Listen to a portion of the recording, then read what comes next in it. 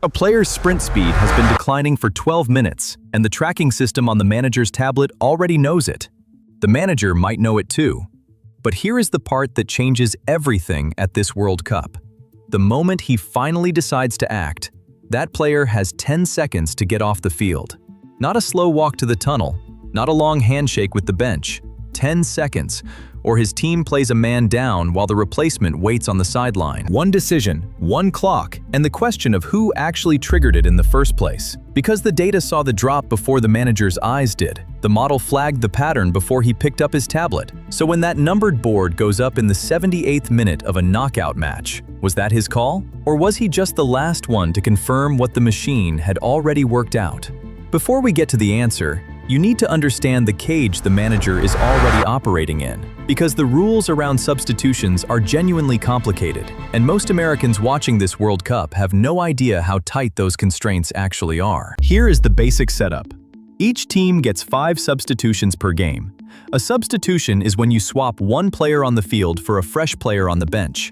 5 swaps, 90 minutes, 11 players aside. Simple enough? But there is a catch that changes everything, and it is called a substitution window. You do not get to make those 5 substitutions whenever you want.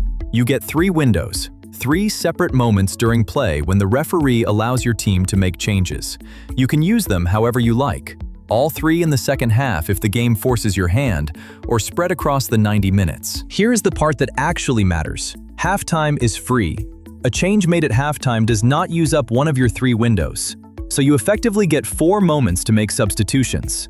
Your 3 windows during play, plus halftime as a bonus that costs you nothing. Why does the window part matter so much? Because if you burn a window to make a single substitution, that window is gone. You cannot come back and use it again. So if your star midfielder pulls up limping in the 55th minute and you make one swap, you have just spent an entire window on one move. That is why, if you watch closely, substitutions almost always come in pairs. A manager who makes a lone change in the second half is usually either dealing with an injury that left him no choice or making a mistake.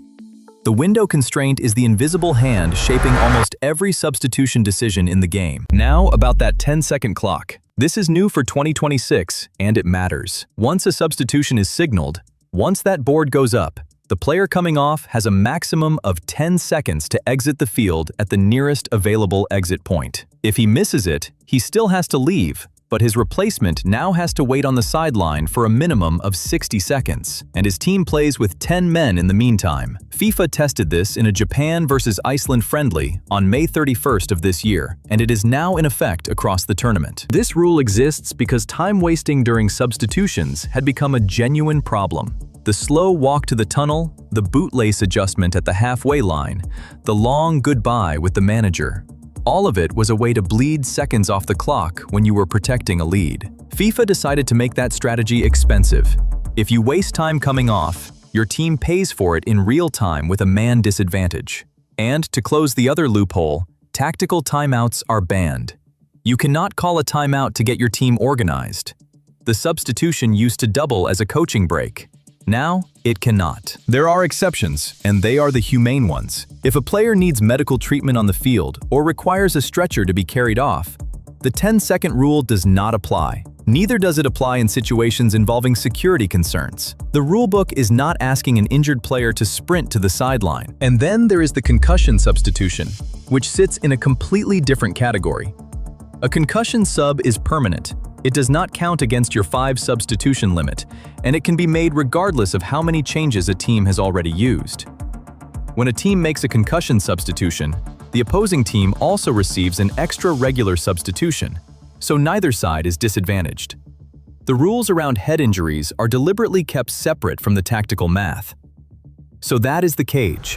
5 substitutions, 3 windows, 10 seconds, and a 60-second penalty if you get it wrong.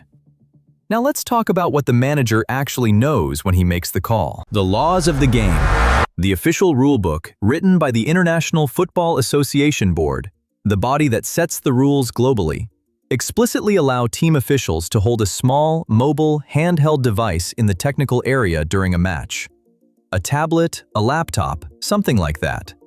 This was approved in April 2018 and used at that year's World Cup. The laws also explicitly contemplate what is called EPTS data flowing to that technical area during the match. EPTS stands for Electronic Performance and Tracking Systems. In plain English, that means the cameras and sensors around the stadium that track every player's movement in near real time, and the software that turns that movement into numbers. The laws even make the competition organizer responsible for ensuring that data is reliable and accurate. So the manager is not guessing. He has a tablet in his hand and near-live data coming off the field. What does that data actually tell him? The most important thing it shows is fatigue. Not fatigue as a feeling, but fatigue as a measurable change in how a player is moving. The system tracks things like how far each player has run, how many high-intensity sprints they have made, and, this is the key one, how fast they are still able to run compared to how fast they can run when they are fresh. When that top speed starts to drop, it is a signal that the player's legs are going. But here is the honest part. The threshold that matters is not a universal number. It is his number. Each player has his own baseline, his own maximum, his own normal fatigue curve. A drop that is significant for one player might be routine for another. The data is telling you something real, but what it means depends entirely on who you are looking at. And this is where the machine enters the picture in a more serious way, because researchers have been training models to do exactly this kind of interpretation at scale. Over the past few years, multiple peer-reviewed studies have been published on using machine learning to predict or optimize football substitutions. There is work in big data and cognitive computing from 2023, work in SN computer science from 2025, and work in PLOS One from 2025, among others. These are not blog posts or startup pitches. They are academic papers, peer-reviewed, published in scientific journals. The models in these studies were trained on tens of thousands of real substitution events, real matches, real managers, real outcomes. The goal is to learn the patterns. When does a substitution tend to happen? Which substitutions tend to improve a team's results? What combination of match context, scoreline, time remaining, and player performance data predicts that a change is coming? The honest answer on how well these models work is that they perform meaningfully better than chance. Researchers are careful not to overclaim, and you should be too. Football is chaotic, and no model predicts it cleanly. But the signal is real. There is structure in substitution decisions that a machine can learn. Here is what makes the predictive angle genuinely interesting. And this is the part that even experienced soccer fans tend to underestimate. A model trained on tracking data can see things that are almost invisible to a human eye in real time. Take a central defender who has been working hard for 70 minutes. His sprint speed is declining. That means when the opposing team plays a ball in behind the defense, he is getting there a half step slower than he was in the first half. That half step does not show up on the broadcast. The commentators are not mentioning it. The fans in the stadium cannot see it. But it is quietly pulling the defensive shape out of position, and it is opening a vulnerability that the opposing team's own analysts may already be tracking on their own tablet. The model can flag this before anyone in the stadium has noticed anything is wrong. That is a genuinely different kind of information than what a manager gets from watching the game with his own eyes. And it raises the question we have been building toward this whole time. If the model can see the fatigue, and the model knows the window constraints, and the model has learned from thousands of previous matches what works, is the manager just confirming what the machine already decided? The honest answer is no. And here is why it matters. The model can tell you whose legs are gone. It cannot tell you whether your captain's presence on the field is worth more than his legs right now. It cannot tell you whether a 19-year-old on the bench has ever played in front of a crowd this size, and whether putting him on in the 78th minute of a knockout match is the right call for him or for the team.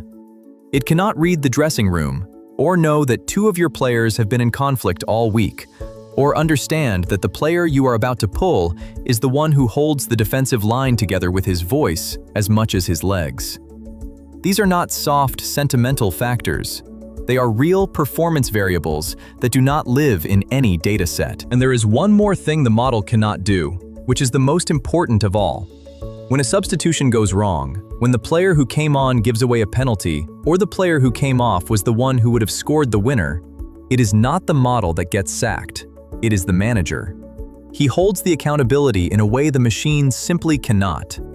The decision belongs to him because the consequence belongs to him. So here is the answer to the question we asked at the start. When that board goes up in the 78th minute, the machine told the manager something real. It told him whose body was failing, and roughly when, and what history says about this kind of situation. The manager took that information, weighed it against everything the machine cannot see, and made a call. The machine informed the decision. The manager made it. That is actually a useful way to think about every substitution you watch from here on out in this tournament. The data is already flowing. The model has already run. But the man in the technical area is the one who has to live with what happens next. Next time that board goes up, stop watching the ball for a second. Watch the player walking off instead, and count to 10. If you want to go deeper on what happens when the game goes to extra time and the substitution math changes again, that is its own video, and it is already up on the channel. Go watch it. And if this one gave you something you did not have before, subscribe. There is more where this came from.